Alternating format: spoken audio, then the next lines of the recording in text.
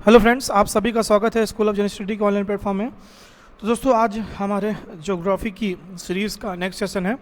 और दोस्तों, सबसे पहले आज की शुरुआत करने से पहले हम ये देखते हैं कि हमने अब तक किस किस टॉपिक को कंप्लीट कर लिया है। तो देखिए दोस्तों, ये आपके एमपीपीएससी का सिलेबस है, राइट। मैं एमपीपीएससी 2020 के सिलेबस की बात कर रहा हूँ, right. And according to this syllabus, Bharat का भूगोल वाले सेक्शन में प्राकृतिक स्वरूप हमने डिस्कस कर लिया है। प्राकृति या भारत के प्राकृतिक भूभाग या भू आकृतिक प्रदेश, जलवायु, मानसून की उत्पत्ति, एल नीनो, जलवायु, ऋतुएं, वर्षा वितरण। फिर प्राकृतिक संसाधनों में हमने जल, वन, मृदा, इन सभी के बारे में डिस्कस किया था। अब दोस्तों, हमारा नेक्स्ट टॉपिक जो आता है दैट इज़ व्हाट, खनिज। हम इसे खनिजों के बारे में डिस्कस करेंगे, ठीक है। और आगे आके देखिए तो एक टॉपिक और आपके यूनिट 3 में दिया हुआ है, यह है खनिज एवं ऊर्जा संसाधन। किस पॉइंट ऑफ व्यू से? मध्य प्रदेश के पॉइंट ऑफ व्यू से। तो हमको यहाँ पर भारत के पॉइंट ऑफ व्यू से प्लस मध्य प्रदेश के पॉइंट ऑफ व्यू से हमें इस टॉपिक को कवर करना है, जो कि आपका होगा खनिज। और उसके बाद उसके साथ ऊर्जा संसाधन, यानी कि जितने टाइप्स की हमारे एनर्जी जिससे हमें प्राप्त होती है, वो सभी टाइप के तरीकों को और उसके संसाधन के प्रबंधन के सभी इम्पॉर्टेंट तथ्यों को हम डिस्कस करेंगे, राइट। और इसमें दोस्तों आपको सारा करंट डेटा मैं प्रोवाइड करवाऊंगा, ठीक है। जो अभी लेटेस्ट करंट डेटा होगा भारत के पॉइंट ऑफ व्यू से और मध्य प्रदेश के पॉइंट ऑफ व्यू से, हम उसे डिस्कस करने वाले हैं। तो देखिए, सबसे पहले दोस्तों हम बहुत बेसिक से शुरू करेंगे। सबसे पहले मैं आपको दरअसल ये भारत के आर्थिक भूगोल का सेक्शन होता है। अगर आप एक बृहद सिलेबस की तरफ से देखेंगे तो ये basically economic geography of India के पॉइंट ऑफ व्यू से आता है, जिसमें हम मध्य प्रदेश के डेटा को भी डिस्कस करेंगे। तो देखिए, आर्थिक भूगोल दरअसल मानव भूगोल की एक शाखा है, जिसमें भूतल पर यानी कि मानवीय आर्थिक क्रियाओं में एक स्थान से दूसरे स्थान तक पाए जाने वाली विभिन्नता का अध्ययन किया जाता है, ठीक है। आप समझ पा रहे होंगे मैं क्या कह रहा हूँ।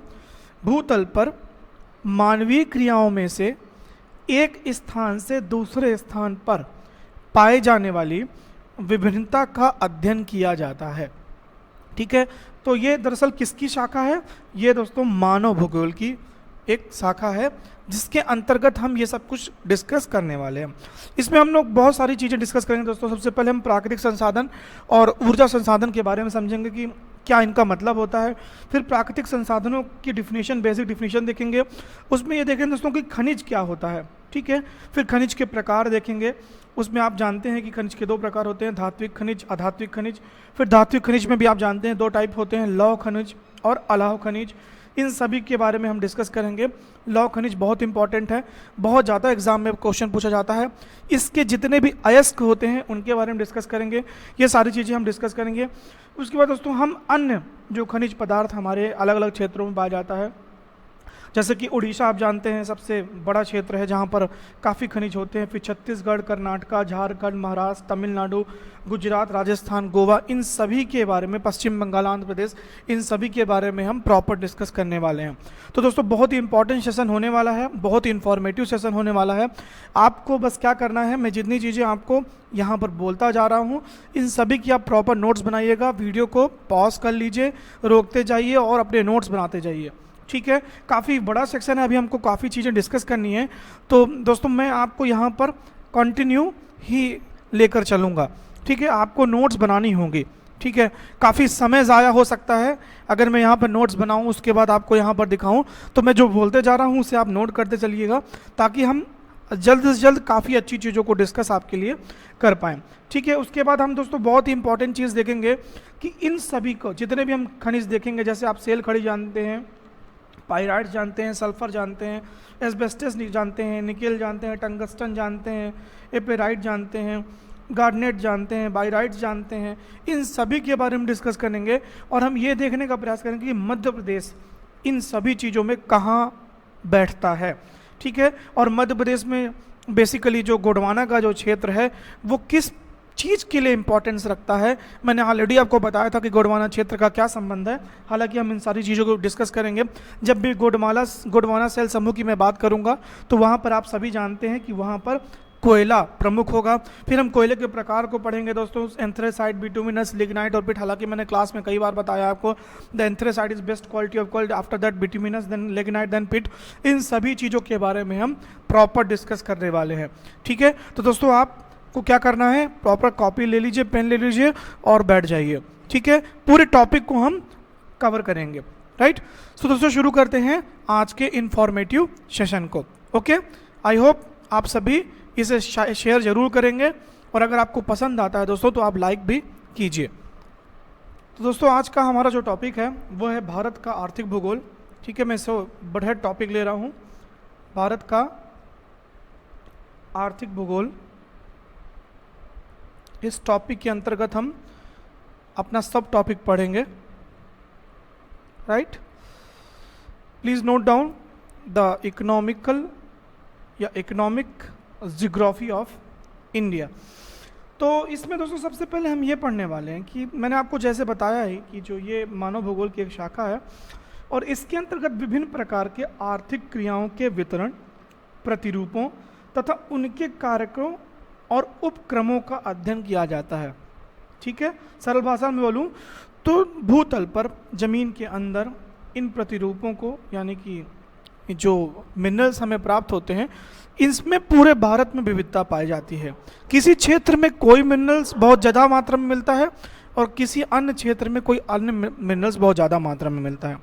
ये सब कुछ डिपेंड करेगा कि आखिर भूतल पर किस क्षेत्र विशेष की क्या परिस्थिति है। जैसे जहाँ पर मैंने आपको बताया कि गोंडवाना क्रम की चट्टानें हैं, तो वहाँ पर अन्य चीज़ भी मिलेंगी, लेकिन कोयला प्राप्ति का जो कोयला है वो बहुत आयत मात्रा में आपको प्राप्त होगा। तो ठीक इसी प्रकार दोस्तों हम अन्य अन्य क्षेत्रों में अन्य अन्य प्रकार के जो खनिज संसाधन या खनिज पाए जाएंगे, उन सभी के बारे में डिस्कस करेंगे। तो सबसे पहले आप लोग हेडिंग डाल लीजिए प्राकृतिक संसाधन। ठीक है, प्राकृतिक संसाधन, और इसकी बेसिक डिफिनेशन लिख लीजिए कि आखिर किन संसाधनों को प्राकृतिक संसाधन कहा जा सकता है। राइट, तो इसकी डिफिनेशन में लिखिए कि वे वस्तुएं जो हमें प्रकृति से सीधे प्राप्त होती हैं तथा जिनमें हम किसी भी प्रकार का परिवर्तन नहीं कर सकते। ठीक है, फिर से बोल रहा हूँ, वो वस्तुएं, ऐसी वस्तुएं जो हमें प्रकृति से प्राप्त होती हैं और जिनमें हम किसी भी प्रकार का परिवर्तन नहीं कर सकते, अर्थात प्रकृति के द्वारा यह जिस अवस्था में उत्पन्न होती हैं, हम उसी अवस्था में इनका उपयोग करते हैं, उन्हें प्राकृतिक संसाधन कहा जाता है। ठीक है, आई होप आपको डिफिनीशन क्लियर हो गई होगी। अगर नहीं हुए तो वीडियो को रिवाइंड करके आप इसे नोट करते चलिए। सेकेंड डिफिनीशन लिखिए खनिज की। Right, what is the meaning of minerals, यानी कि खनिज होते क्या हैं। ठीक है, समझिए ध्यान से। भूगर्भ से खोदकर निकाले जाने वाले भौतिक पदार्थों को खनिज कहा जाता है। ठीक है, भूगर्भ से खोदकर निकाले जाने वाले भौतिक पदार्थों को खनिज कहा जाता है। खनिज वे प्राकृतिक, रासायनिक तथा तत्व या यौगिक होते हैं। फिर से बोला हूँ, खनिज वे प्राकृतिक, रासायनिक तत्व या यौगिक होते हैं जिनका निर्माण अजैव क्रियाओं में होता है या अजैव क्रियाओं द्वारा होता है। ठीक है, खनिज वे प्राकृतिक, रासायनिक तत्व या यौगिक होते हैं जिनका निर्माण अजैव क्रियाओं में होता है, जो मुख्यतः अजैव क्रियाओं से बनते हैं। जिन स्थानों से खनिज निकाले जाते हैं उन्हें खान कहा जाता है। ठीक है, आपने देखा होगा कोयले की खान, हीरे की खान, तो जिन स्थानों से खनिज निकलता है उन स्थानों को कहा जाता है खान। ये इंपॉर्टेंट है, इसे याद रखिएगा। ठीक है, अब अगला इंपॉर्टेंट चीज़ समझिए कि संरचना के आधार पर, अकॉर्डिंग टू द नेचर, या इनकी जो बेसिक नेचर है, संरचना के आधार पर खनिजों को दो भागों में बांटा गया है। ठीक है, तो मैं यहाँ पर आपको एक वृहद डिस्क्रिप्शन बता रहा हूँ। ठीक है, खनिज दो भागों में बांटा गया है खनिजों को। पहला भाग हो गया आपका धात्विक खनिज। राइट, धात्विक खनिज, और दूसरा हो गया अधात्विक खनिज।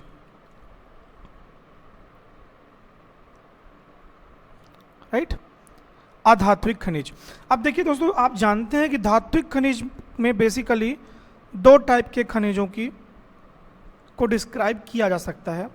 ठीक है, पहला है लौह, लौह खनिज,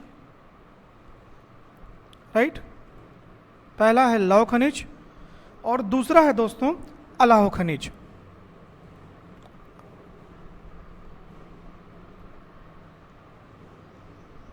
क्लियर, पहला है लौह खनिज और दूसरा है अलौह खनिज।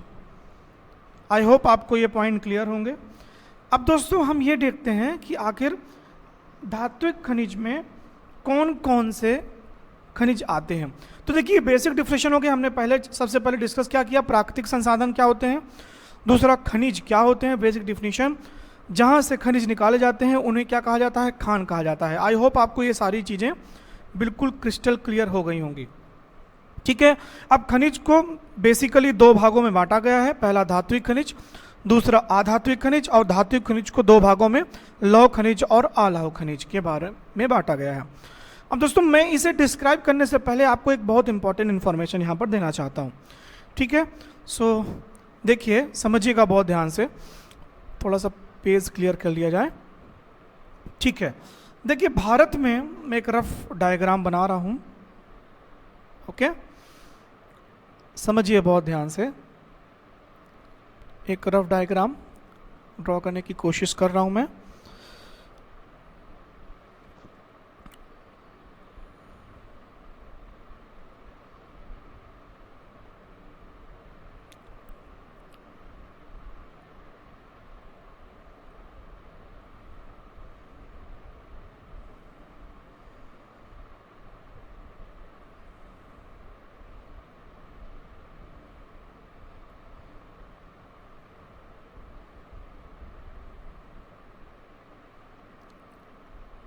Something like that, okay, something right। हाँ, ये मैं लिख सकता हूँ कि प्लीज़ ये समझ लीजिए कि जो मैप है वो स्केल पर नहीं है, ओके। तो देखिए समझिए मैं आपको समझाना क्या चाह रहा हूँ यहाँ पर, बहुत ही इंपॉर्टेंट है, इसे ध्यान समझिएगा। भारत में अभी तक जो हमारे वैज्ञानिक हैं उन्होंने यहाँ पर बेसिकली 5 पेटियों को खोज निकाला है जहाँ से बहुतायत मात्रा में और अलग अलग टाइप के मिनरल्स आपको मिलते हैं। तो सबसे पहली पेटी दोस्तों आपकी इस सेक्शन में है, इसे नोट कर लीजिए, इसे कहा जाता है उत्तर पश्चिमी पेटी। ठीक है, उत्तर पश्चिमी पेटी, ठीक है, नॉर्थ वेस्टर्न साइड, राइट। अगला है दोस्तों यहां पर आपको मिलती है, इसे कहते हैं मध्यवर्ती पेटी, इसे भी नोट कर लीजिए, मध्यवर्ती पेटी। ठीक, मध्यवर्ती पेटी। अगला है दोस्तों यहां पर आपको, जहां पर छोटा नागपुर का पठार ये पूरा है, इसे इसी नाम से जाना जाता है क्योंकि दोस्तों ये खनिज की दृष्टि से बहुत ही रिच क्षेत्र है, तो इसलिए लिख लीजिए छोटा नागपुर पेटी। ठीक, उसके बाद दोस्तों यहां पर एक पेटी और मिलती है, इसे कहा जाता है दक्षिण पेटी।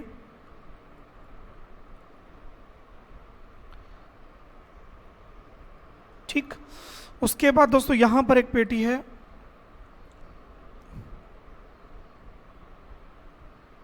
आप लोग टीने की पेटी मत समझिएगा प्लीज, हाँ, ठीक है, इसे कहा जाता है दक्षिण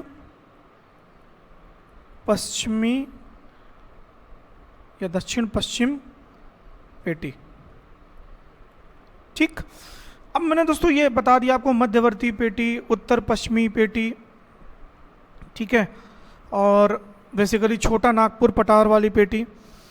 तो अब आपको एक इम्पॉर्टेंट क्यूरियोसिटी आ सकती है आपके दिमाग में, और आनी चाहिए, अगर नहीं आई है तो ये गलत बात है, कि इसमें कौन कौन से राज्य आते हैं।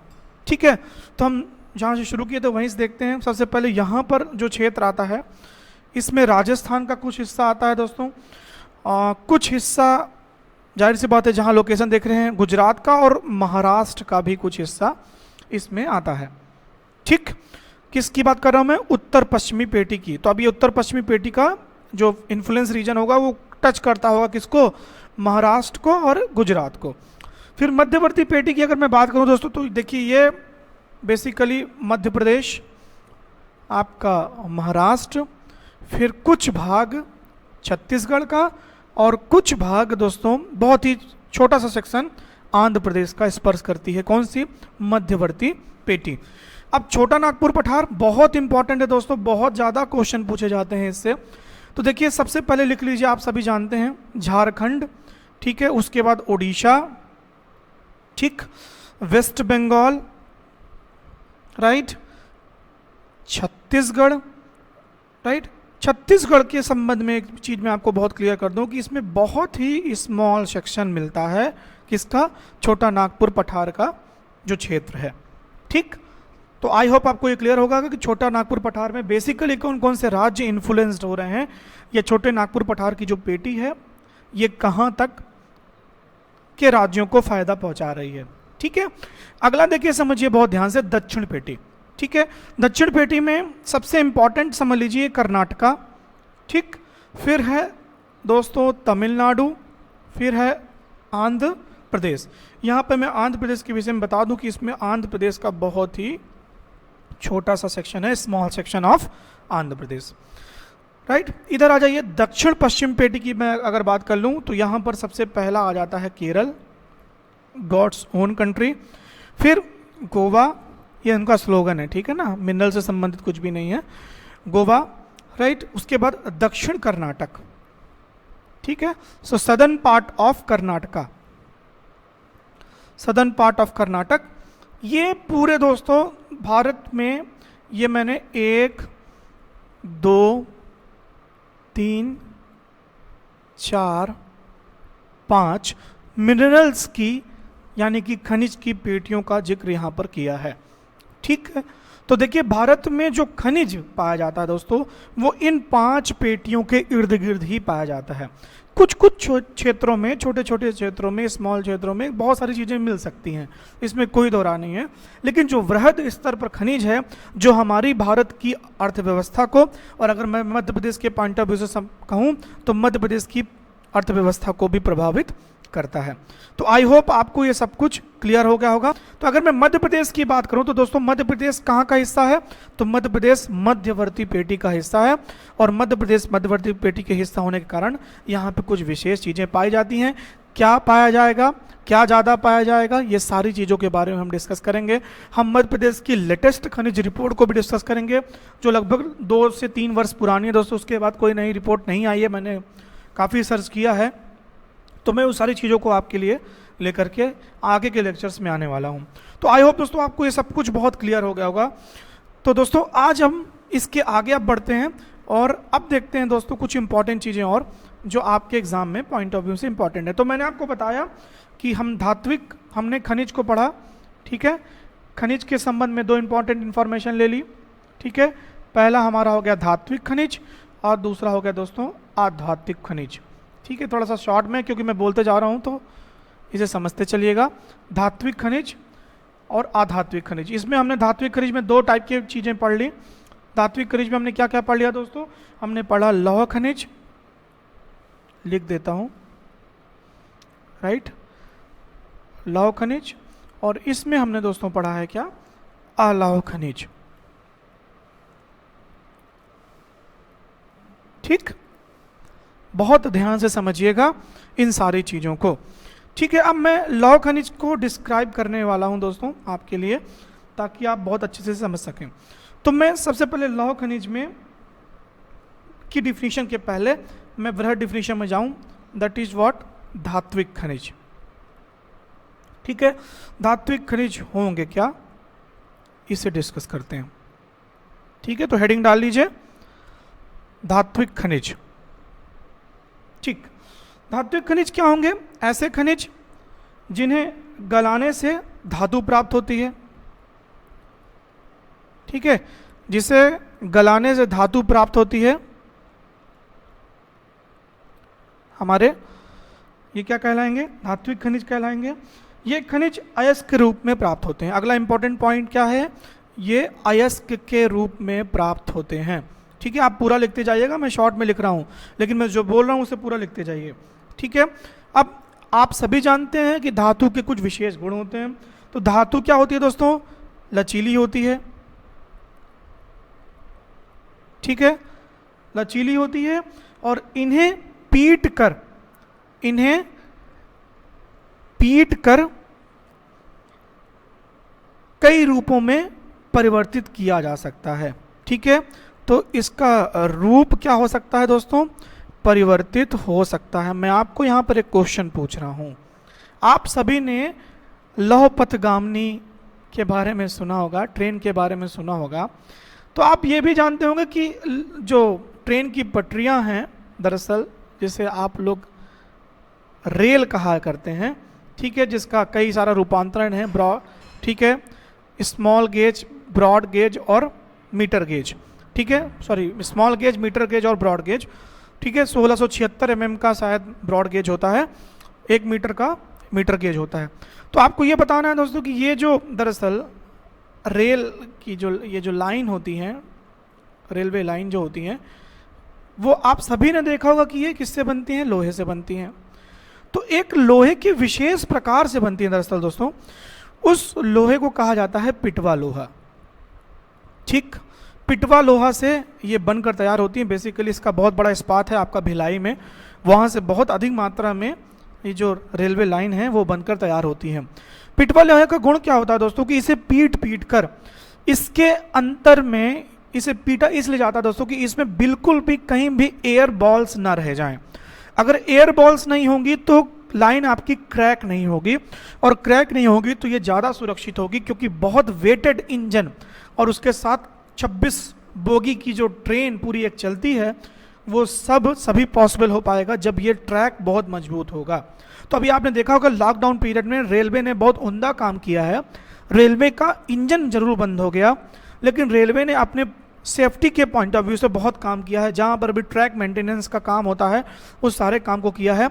और मैं आपको यहाँ पे एक इन्फॉर्मेशन और दे दूँ कि रेलवे का एक ऐसा डिपार्टमेंट होता है दोस्तों जिसे कहा जाता है ट्रैक मेंटेनेंस डिपार्टमेंट।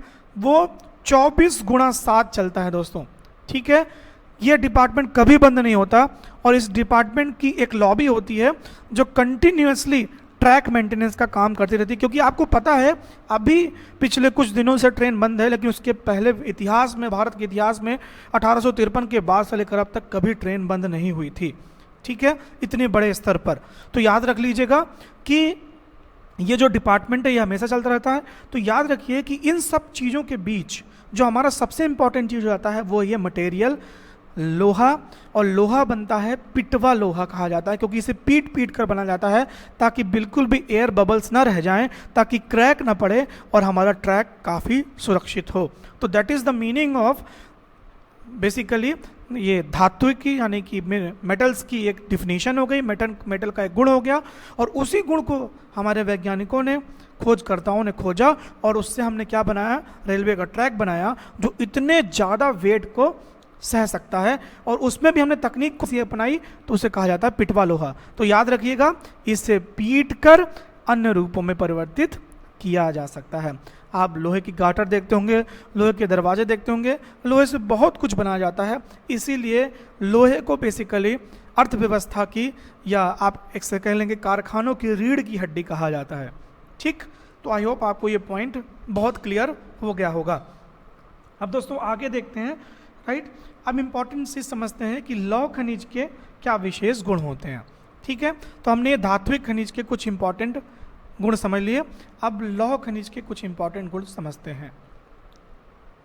ठीक, लौह खनिज के कुछ महत्वपूर्ण गुणों को देखते हैं। तो देखिए, सबसे पहले दोस्तों इसके अंतर्गत लौह अयस्क आते हैं। ठीक, ये अयस्क से प्राप्त होता है।